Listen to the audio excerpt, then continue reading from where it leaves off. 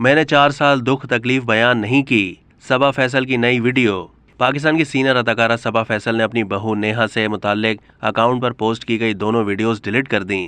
صبا فیصل نے انسٹاگرام پر ایک video post کی تھی جس میں انہوں نے اپنے بیٹے سلمان فیصل اور بہو نیہا سے تعلق ختم کرنے کا اعلان کیا تھا۔